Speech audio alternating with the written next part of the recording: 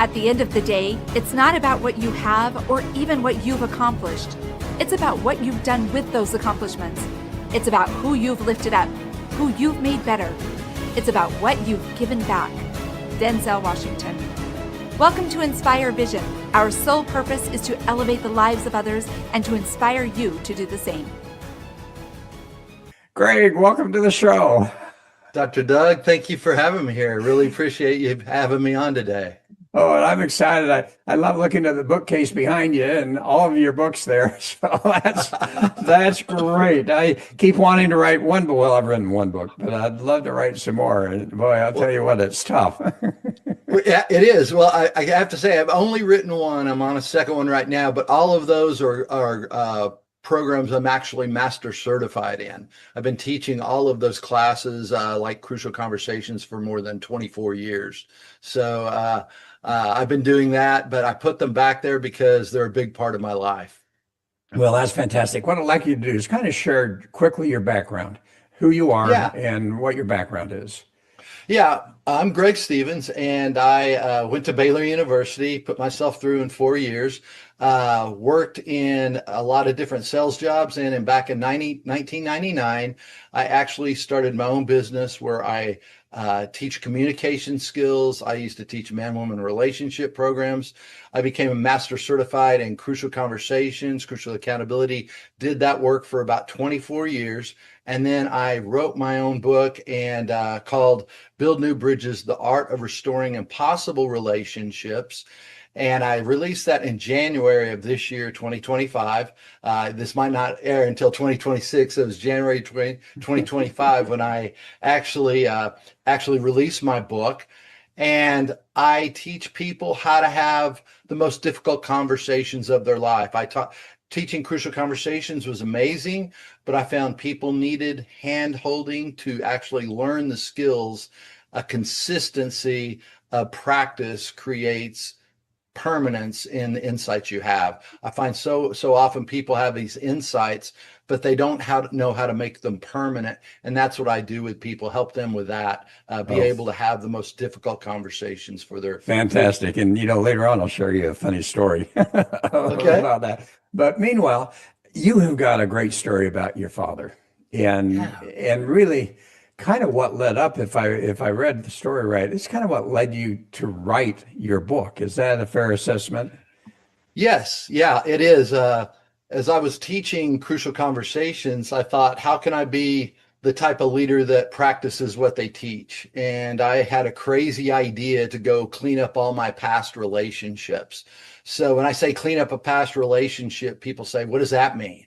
Well, if you're walking down a hall and you had an alternative route to go to your destination, rather than pass that person, you took the alternative route. That was a relationship I needed to clean up. Real simple litmus test.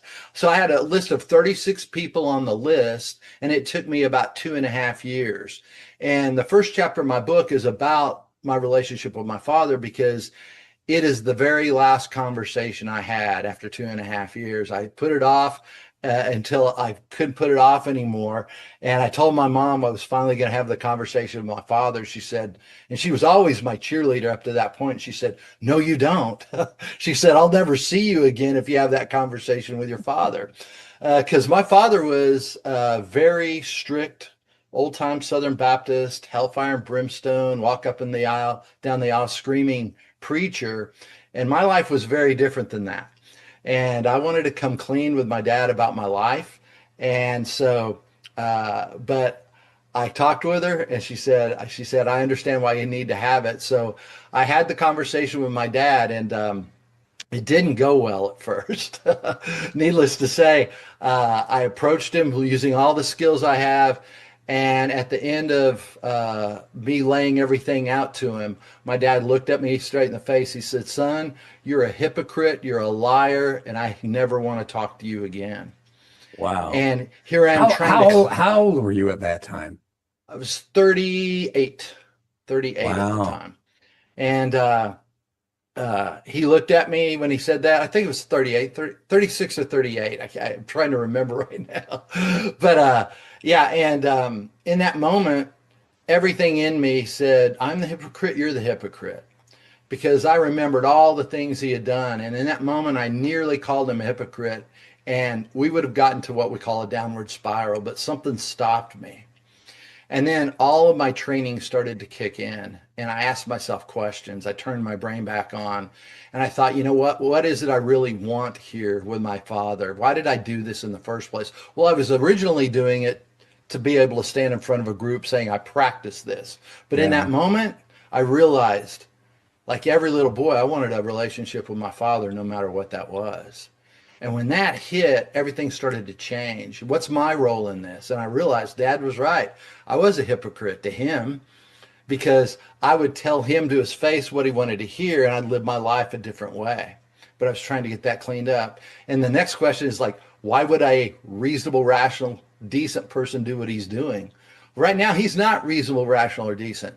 But that's not what the question's about. It's about turning your own brain back on. And I realized the reason he's acting that way is he's fearful. He feels like a failure right now as my father and as my minister all my life. And then what do I need to do right now to actually move toward what I want? I knew what I needed to do. And I looked at him, and all my preparation went out the door, but my heart came out, and I looked at him and said, Dad, you're right. I am a hypocrite to you. Mom knows what I do. My family knows. All my friends know I live my life out in the open. I've kept it from you because I was worried you would want to disown me. And I can see I was right now, but that's not what I want. I said, you said you'd stay an entire week. You just got here. Would you give me just 3 more days? But if you stay those 3 days, we have to talk about everything we kept from each other. So if we never see each other again in this lifetime, at least we will know who we were to each other. And my dad looked at me, he's crying. He said, son, it won't make a bit of difference, but I'll give you the 3 days. Then I never want to see your face again. I can't look at you right now. You make me sick. He walked out the door and slammed the door. So that was that conversation. But he came back in about 2 hours later after driving around, and he sat down and said, let's do this talking thing. So that was my audience. But over the next 3 days, we talked about everything that really mattered. And it was the first time I ever had a connection with my father. And I was so happy because after 3 days, I thought, wow, this is amazing. I've got the relationship with my father I've always wanted. And the next morning I woke up and he's standing at the door with his luggage. He said, well, I'm going to go. I told you I'd gone after 3 days. And my heart sunk. I said, okay. I walked him out the door, and he throws his luggage in the trunk, closes it, looks me dead in the eye, says nothing, gets in his car, he drives away, and he dies 3 years later. Now, the reason I start that with a book, because when you show up for your conversations that I teach, you can never change the other person. All you can do is do your best. But I also found out that day, when you do your best, you have no idea what can show up and happen, because that car stopped about halfway down the street. It sat there a second, backed up, pulled in. My dad got out, came running to me, hugged me and crying. He said, son, I love you and I like you. I like the man you become. He said, honestly, I always wanted you to be a preacher. You like to party way too much for that. He said, I'll always be on you about the alcohol, but he said, I'd like to start this relationship you're talking about. And once you get, several days ago was a conversation. Now it's a relationship. And before my dad passed away, he and I became amazingly close, great friends. Everything was said. There was real completion. And it was interesting because my dad told me one time, I said, Dad, I would like to tell our story to people. And here's how I'd like to tell it. And I told it to him just like I told you today. And he looked at me and said, son, I'm not that way anymore. And what I consistently tell people when I'm working with them, you have no ability to change another person. But if you change how you do things, they may have to change how they engage with you. And that's your real power. Most people get in these situations with people. They want to blame them. They want to see them as the problem. I see each interaction like that as my ability and chance to grow, to get better, to be able to speak into their listening. It's a hard thing to speak into someone else's listening because you've got to consider their view, their judgments, how they view the world, and understand, love them through that. care for them because they're just a hurting soul, just like you are. So I have a very personal question for you. Yeah. So as you made that difference in your relationship with your dad, and that relationship changed, and you saw your dad change with his behavior towards you, did you see his behavior change towards his congregation or towards other people? Or was he still the same SOB that you had experienced as a preacher? Yeah. I saw him. Here's what it was interesting. My dad always loved other people at a level that he knew how to connect. I believe that's where I got my understanding of how to connect with people. It was just his own kids he didn't. My mom even said, she said, "Son, your father was a great husband. He was just a terrible father." But you look at his parents, and I understood why. Yeah. But one of the things I do love is my father. Even when he had cancer, he couldn't get out and talk to people. He called people every day and said he went through. They had a small congregation, but he went every week. He called everyone in his congregation to be able to engage with them. Well, and the reason I ask that is because as I've interviewed a lot of people, I think one of the points that has really hit me strongly, and particularly for people who are in really difficult relationships, you with your dad, but many times it's spouses. And, I need to change my spouse. I need to make them this way. I need to make them that way. And kind of the whole concept that we've talked about is that as you change and as you develop those skills of communication, of conversation, and all of that, all of a sudden, many, many times, maybe higher percentage than not, that person for some reason changes without going through that whole process of personal transformation and so forth. Have you seen that happen with the folks you work with? Every single time. Yeah, because there's a connection that happens. It doesn't mean they do everything differently, but how they engage with the other person. There's also what I found is when someone has the courage to step up, there's a compassion and understanding that happens on the other side. Most people, when I work with them, I don't want to have this conversation. I don't either. I want what's on the other side of the conversation. It's always hard. But the question is, are you trading your peace for what you think is comfort? Because I've seen people put off conversations for 2, 5, even 10 years. And at the end of it, if they're going to get forward, they've still got to go have that conversation. I'd rather have a 15-minute to 2-hour conversation with someone than live with that for 10 years. And what you typically find is, to answer your question, Dr. Doug, is because there's something that happens in that interaction. There's a human thing that goes on, and there's what I found is there's a realization of hope where there wasn't hope before. Well, and we're going to get into a lot of these concepts of how do you have a better conversation and how do you change that relationship. I had shared with you before we actually came on the show that I have kind of a fun story. Growing up, my children experienced this with me, their parent. Years into it, I realized, and I really started looking at communication. And one of the things I realize is that words are so important, the words that we use. And so I would teach my children, and I would do this too, is that if I used a word that I thought maybe they didn't understand, I would say, here's what that word means to me.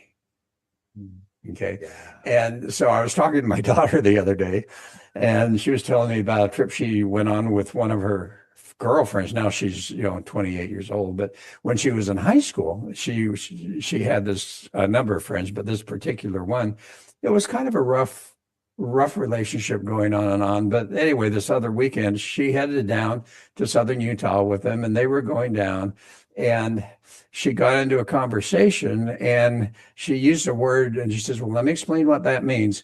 And her friend just got so upset. And my daughter says, "What is wrong?" She says, "You have done this to me your whole life, you think I'm stupid, and therefore you define words that you think I don't understand. And so she got into the whole thing about me. Her dad had just literally taught the kids, you need to define these words because people will misunderstand or not understand. And part of communication is making sure that they truly understand what you're saying. Absolutely. And it's interesting because she was doing that to be clear, and it was still unclear because the person made it mean something different. She made it mean I'm stupid. And that's just it. In the absence of information, we make it up. So she makes up each time she's defining it. And I love that you did that with your kids because so often I define this one way, you might define it another. And if we don't have that, there's no clear message. Well, it happens so often. and it really made a difference for them. Yeah. She says, oh, absolutely. It changed their whole conversation and to some degree, their relationship. Just, it was a 4 or 5 hour drive. So they had a chance to talk a lot. Yeah. Well, but I love that. But here's what's also amazing. She never knew that her friend felt like that until she said it. That's right. We assume so much in our relationships that it's amazing we get across our message at all because we make so many assumptions and we don't set up what those words mean, what our intention is behind it, and then we leave so much open for people to read it the wrong way. Well, and as you talk about these relationships that you had to go back and repair, how many of those relationships that went bad were a result of communication? Well, I'd say they were all resolved, but no. It was not resolved, but result of poor the result. Yeah. The result of poor communication. Oh, I'd say every one of them because that's just it. I didn't know how to communicate during tough times. I would typically shut down, walk away. A lot of them were people I had ghosted because I didn't know how to have the conversation. Others were conversations that I had attacked people. I tend to go on the attack or shut down, which we all do under duress until we understand how to manage those emotions in that moment. So some of them also, Dr. Doug, were I didn't even need to hear from the other person. I needed to just say what I never said. Many times I had to go to someone and say, there's probably even not an issue on your end. If there was, I'd love to hear it, but there's something I never said and I needed to be able to say it. You don't need to fix anything right now, but could I bend your ear for a minute? Yeah. And then I'd go through and say what I never said. They go, oh, I never wanted you to feel that way. I understand that was going on with me, but what happened was I let it go after that. So how many times in those broken relationships, when you were able to resolve some of that, did you find that they didn't feel like it was a broken relationship and they were surprised that you walked away? Or were they all as broken, wanted to be away from you as much as you wanted to be away from them? It's probably about 30% of the people that I had gone to that they didn't even know there was an issue. And it was all in my head that it had happened. And then also probably another 20 to 30% where it was a different issue for them. They saw something completely different. So there's all this miscommunication going on and things not being said. And that's just it. What do? We simmer those things. And how is look at where your complaints are around people. If you've got complaints around people, you've got something that needs to be cleaned up. Well, and I'm so impressed that you are a certified behavioral analyst, and I am too. And we were talking about this before we came on the show, but you use the DISC test. And one of the things I worked with my kids initially, and then as I was working with other people, I used it too.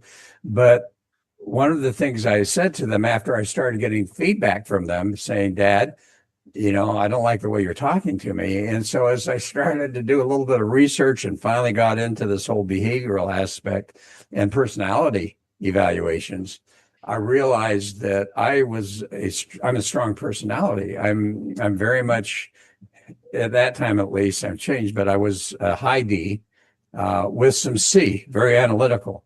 And my children, I had one son that was that way, but my other children were very much right brain. So they were extrovert, eyes, right brain, and so on and so forth. And so what I found was that I had to actually stop and start to listen. And so I would actually sit down with them when we started a conversation, or if they came to me with a question or wanted to talk, I'd say, okay, do you want me to listen or do you want my opinion? And most of the time is, Dad, I just want you to listen. And as I did that, then, we'd get into some good conversations. But what have you found? How important is it that people understand, particularly when you're in these deep relationships, whether it's children, spouse, special other person, how important is it in your mind that that we understand how they would like to be spoken to? Oh, I think it's a huge part, because it allows, if you want to really communicate something, you have to consider how the other person understands. Just me speaking doesn't communicate what that understanding. So until I get that connection of understanding, and part of that means I need to be able to speak into a way that you do. So an extrovert, there's so many different things than an introvert. An introvert feels like you're pushing it on them. An extrovert needs to understand, hey, I need to back off a little, pull in, use more data on these things, because if I want that person to hear what I'm saying, or I'm just talking at a wall.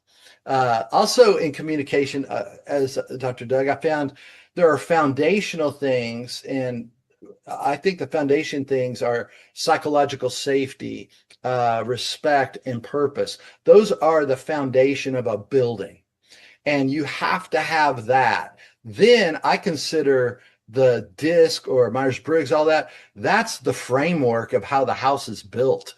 You can have you think about it, that's the details of it. So we all need a firm human foundation. We need that respect. We need that trust. We need that common purpose for that foundation. But then if I really want to make a beautiful relationship, just like a beautiful home, I pay attention to the structure, how it's built out here as well. So you've studied it extensively. I've studied it extensively. We both used it in working either with companies or whatever. But with the normal couple who's never looked at it before, how do you teach them to learn to communicate with each other in a way that is considerate, that is kind, and you're actually communicating with someone in the way they wish to communicate? Yeah, there's a couple of things. I think the first thing is to take responsibility. I find in couples, you've got to be responsible for where you are. Part of that is saying, you know what? I didn't know how to do this. Okay. Just owning that I didn't know how to be the husband or wife or whatever that spouse looks like. I didn't know how to communicate a certain way. And then give yourself forgiveness for that. Then what do you do? What do you want to learn? What do you want that relationship to look like? And part of the first steps I tell on every relationship is define to the other person how you tell the other person how you define respect, because respect is individually defined, and that is the core foundation. Because Dr. Doug, you want me to treat you with respect from how you define it, not how I define it. That's right. So I need to know how you define it. We're assuming we know, and most of the time we get it right, but there's details we don't. The other great question is, how do you know when you're not being when you know you're not being respected? Oh, when you roll your eyes, when you walk away, when you raise your voice. All of these things are a mirror, because we do not see our own behavior in those relationships. But that's the first part. You got to own, hey, I haven't gotten this right to this point. That's why we're here. Because there's a quote I live my life by, and it's everything in my life I create, promote, or allow. So if my relationship is on the rocks, I'm responsible for that. I'm responsible for that part. Now, Does that person have responsibility? Yes. But I can't take their responsibility. I have to own my own first. I find when I own my own and manage it and say, you know what, I'm going to get better. The other thing I find so often, people want to go from zero to perfection. That doesn't happen. It takes time to build those skills. It takes time to heal some of those damage that's been done. It's a consistent practice. And so you've got to get serious about working on yourself. I find when I work on myself rather than on my spouse or my significant other, things start to really change. But if I'm expecting them to do something in that process, even in me working on it, I can't work on it so they'll stick around. I have to work on it for myself. Any stories other than the one about your dad? Do you have some stories that you could share with people who have been really struggling and how you literally helped them and what steps they had to take in the end result? Yeah, one of my favorites was in the last chapter, and I'll share it because it's one of the most powerful ones. I had a woman in class. She came up to me. She said, you know, I have a difficult conversation I need to have with my ex-mother-in-law. I said, well, tell me about it. She goes, well, the last time she goes, she used to be very close to me. I got divorced. And the last time we talked was 2.5 years ago. And during that time, the last thing I told her was, you'll never effing see your grandkids again. That's what she told her. And she said, that's the last time I talked to her. So I've got some work to do. So we sat down and worked on the conversation, did everything we needed to do. And she said she was going to go have it. And usually I don't call people, but she never called me back. And so I called her about 2 weeks later, said, hey, did you have the conversation? If so, how'd it go? She goes, well, no, I didn't have it. I said, can I ask why? You were so excited. She said, well, my friends got together and they said, well, the guy you talked to, he probably had good intentions, but he just doesn't know what he's talking about. He doesn't understand your situation. And I said, wow, you've got great friends. I said, next time you see him, hug him and give him a kiss. She said, what? I said, here's the thing. They care about you, but they don't know what you know. They have no idea what you know. They didn't sit through that class. They didn't practice it. So the question is, do you want to have the conversation or do you want to let it go? And she thought for a second. She goes, I really want to have the conversation. So I said, let's practice again and get prepared. And she said, I kind of know how these things go. So I said, when you say this is probably going to be your reaction. What do you do? And I drilled her on it. She goes, get back to my best intent. Okay. Stop everything. Get back to your best intent. She did it. She said it was a 2.5-hour conversation. And she said at the end, there were hugs, tears, and healing. And she said, it was like you were right there. Every time she said something, I knew where to go with it. And she said, now my kids will be able to see their grandmother. I have let all that go. And what I love was her last thing she said, now I have to go throw up. because these things are tough. And I love how honest that was. It's like, that's one of the worst experiences I've ever had. But again, I don't want to go through that. I don't want to do that. But what I want is what's on the other side. And here's the thing. That was more than 7 years ago. And those kids have gotten to be with their grandmother through all the holidays, through birthdays, through everything else. That was restored because a mother really cared about her kids. She cared about her life and she cared about the people in it. And she said, now it's an amazing relationship again, things they never thought could happen. Well, and I would assume in your book that you talk about some specific things. Is that fair to say? Absolutely. So that as people get your book, they can read. So what I want you to do is share a little bit of that today. And so what are some of the steps if I'm in a really bad relationship, say with a brother, what are the steps that I need to take to repair that and to redevelop at least a good communicative relationship? So the first step I tell every one of my people is take responsibility. Again, like I said, you're responsible for where it is. Now, what is it you want out of the interaction? Do you want them to admit they're wrong? Do you want a relationship? What do you want that relationship to look like? Why are you spending the time to do this? And people say, well, I care about them. Why? You haven't talked to them in years. What's really going on? It's like, I miss them.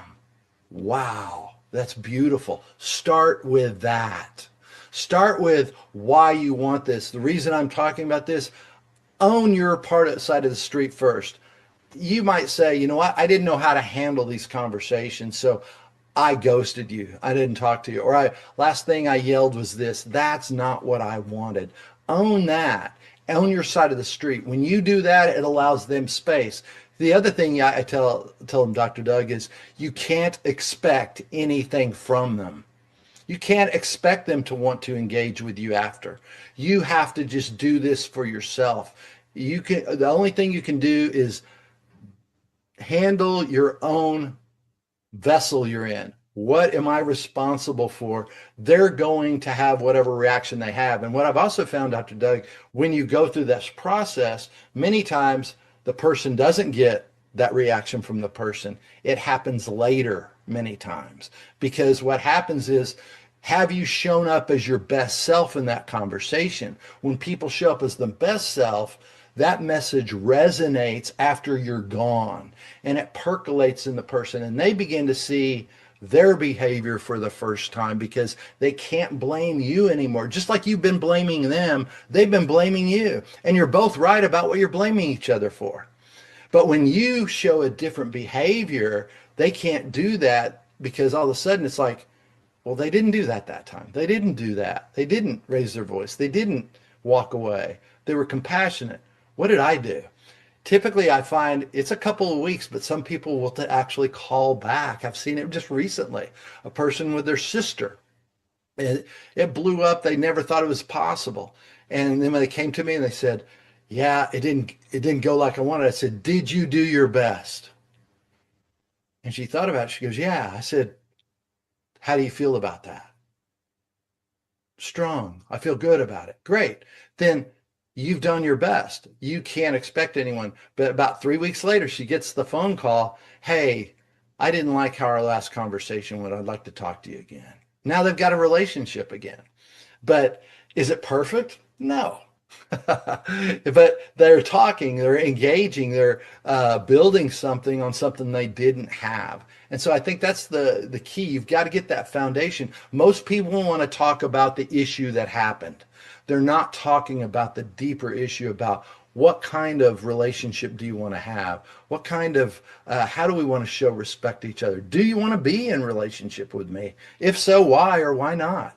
Let's talk about those things rather than you did this or I did this. Those are surface level issues. The deeper issue is, do I want to open myself and my heart up to you?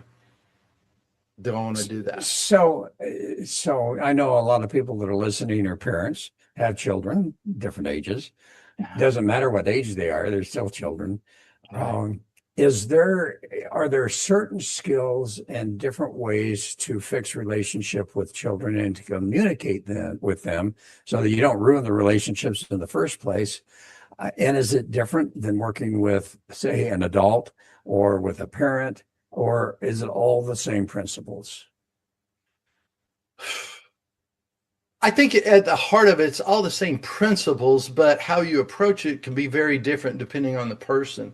I find with parents and children, the biggest thing is the parent wants the child to be a certain way. and you represent the family, or you're a part of me, and the child's job is to break away from the family. So there's always going to be that conflict because they're trying to find themselves. They can't find themselves unless they're separate. But can you separate without the drama or the breakdown? And so I find most of the time it's truly listening and accepting the kid for who they are, not who you want them to be or the life you think they should have. That's the hard thing, because think about your life. Did you want anyone to tell you how to live it or make the decisions that they wanted? Think about how you probably challenged your parents with that, because you're trying to find your way as well. And so it needs a listening and a level of acceptance. And you're welcome as a parent to say, this concerns me. I love you. But fear jumps in and we either attack or control or try to do something else, or our fear shuts us down and we avoid a conversation about what all that looks like. And have we really talked about what our deeper core relationship is? I also find that many times you have seasons of your life. I think if you're talking to your kids, you should have conversations and agreements about what it looks like when they're in junior high. When it changes when they get to high school, you need to have conversations about what that relationship's going to look like in that. Then when they get to college, then when they get married, then when they have kids, it goes through all out the different seasons, but we make assumptions about our relationship that it's the same way. It's not. It's constantly grows. I'm not the same person I was 6 months ago, but we treat everyone else like that's the way they are or that's the way they need to be. When we can let that go and start working on this, all of a sudden I find when we work on ourselves, we learn how to speak into someone else's listening. Well, and as you get into that, I think part of the challenge, and you kind of alluded to it, how do parents finally get to the point where they understand that, what, your way is not necessarily the right way for me. And, it's just like you went with your dad. I mean, here he is, that, that preacher, that whole thing, and you're not living that way.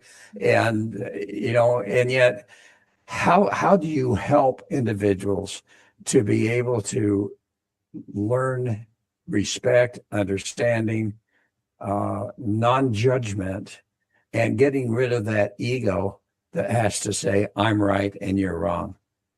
Yeah.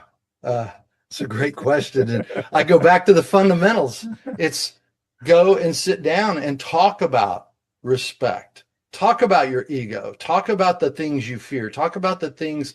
It's an awkward conversation. I actually have these groups of master teams I walk people through. And in my latest one, I had a priest who was taking my class to be a better communicator. And he said, Greg, he said, even having conversations about respect with people, because I have them sit down and do that. He said, it's awkward. And I'm a priest. Think about that, because most people say, oh, I know to do that. I don't really know many people have sat down and said, let's talk about what respect looks like. Let's look at that. You start to talk about the core issues, you're going to start to get a core conversation. But we spend so much time up here on the surface that we are scared to go down to that deeper level. But I also say that's a skill level you need to have to do it effectively. That's why I do what I do, because it's like people will tell you, go have the conversation. But most people don't teach you how to. There's a skill set when you know how to, your confidence will grow. I'll say this, it makes you more effective in the conversation. It doesn't take away, you'll have the same fear today, tomorrow that you would have if I learned all the skills. That doesn't go away. It's always going to be there. Well, and in today's culture and what's going on in the United States particularly, and I think it's all over the world, but we're so aware because of media and everything else. And I have seen people who were very close friends and are no longer friends at all, because their political beliefs are one way, maybe their religious beliefs have gone a different way. They have these philosophical differences, and yet these were people who were really good friends. How do you help them to understand how to have conversations and communication in a way that, rather than destroying the relationship or just walking away because you can't stand the conversations and their beliefs, to having something that you can find some commonality and maintain that relationship and that respect without losing? Yeah. And you're so right. I think with social media and everything, we've got a dopamine rush around almost anything we look at anymore. And it's about being right at that core issue. We have this insatiable need to be right. And that's what people are talking about when they're separated in their spirituality or their politics. They're showing that need to be right and be seen. And that's the core thing underneath it when you really think about it, because the philosophy of it, again, is the surface. When you really think about it, if 2 + 2 = 4, I don't need to defend anything. Think about that for a second. Yeah. I don't need to defend anything. It's that fear. I need to be seen.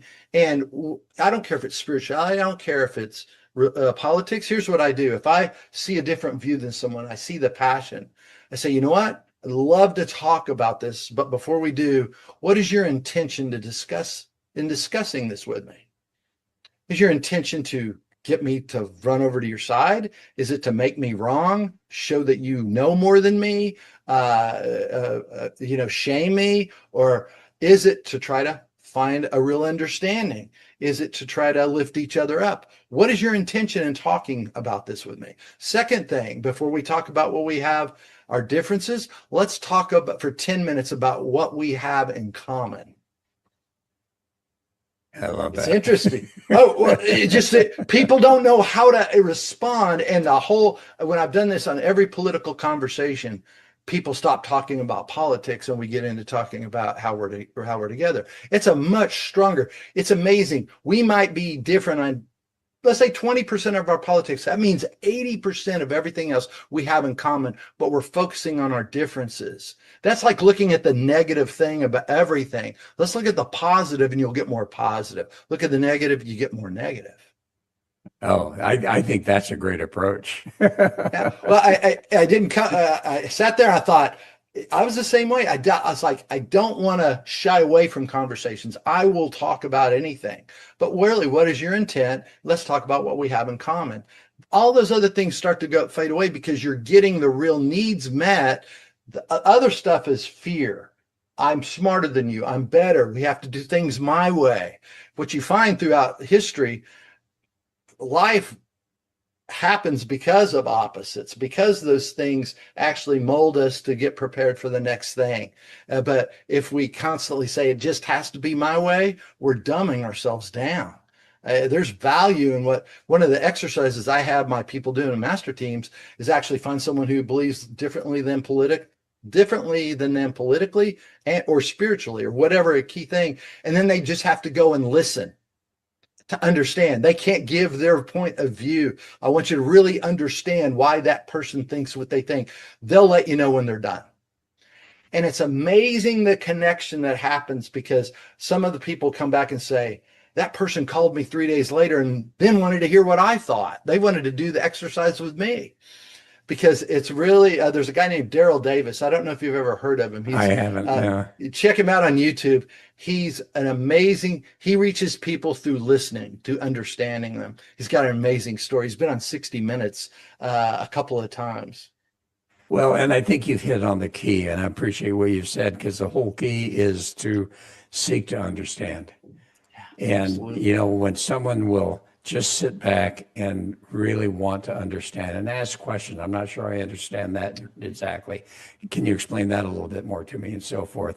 When they seek to understand, that just brings up the whole level of a relationship because now they know you really want to understand rather than I'm right, you're wrong, etc. Yeah. And Dr. Doug, I love that because to understand, you have to listen. And I have a lot of people that come to me and say, oh, I'm a really good listener. Well, you know what? You don't get to say whether you're a good listener. Other people, here's the thing. You'll find out if you're a good listener or not. Don't tell people you're a good listener. If you're a good listener, you'll hear it at least once a week because it's so rare. Because when you truly listen to someone, they're just like, wow, you listen really well. If you're getting that once a week from people you're around, you're probably a good listener. But if you're not getting that, it should be a check. It should be a check. It really should be. So I would assume a lot of this information and detail is in your book. Yes. How do people find your book? Yeah, it's called Build New Bridges, The Art of Restoring Impossible Relationships. And they can go on Amazon, anywhere books are sold, Barnes and Noble, they're all there. And it's interesting because I put my life into it. I put all that information. You can read it and practice it. You'd have the skills. But I find sometimes people need a handholder. They need a coach. Find a coach, work with them on this. Make sure, most people talk about success. They think about money. They think about a lot of different things. I think about success in relationships. Well, and what about your website? How do people find you? Oh, yeah. It's just go to alignment-resources.com. Alignment-resources.com. Don't forget the dash. And we talk about our master team programs. We have programs for new program coming up for emerging leaders. We're working with the younger generation to teach them the skill sets most executives today are having. They typically say, I wish I would have learned this 20 years ago. So we're doing that, trying to help those people getting out of college or in their gap year to understand, to set themselves apart. But my whole goal in all of this is to help people have more deep, meaningful relationships, to have the joy that comes with that. Well, and what would be your final message to the audience today? My final message would be, it's not impossible. Sometimes we think of a relationship as being, or a conversation as being impossible. That's a limited belief. It's not true. But if you learn the skills, you work on yourself, you do all the different things, you can do things you never thought you could. So your relationship's not impossible. Your job's not impossible. The things you see, there is possibility in every space.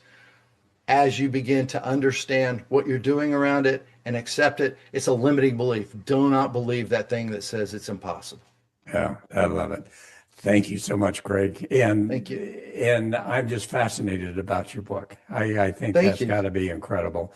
Folks, I hope you've enjoyed this, and go get that book, because I guarantee you, we all need help in our communication. Anyways, thanks so much. Folks, thanks for listening. Hope you'll join us again soon. And as usual, this is Dr. Doug saying namaste.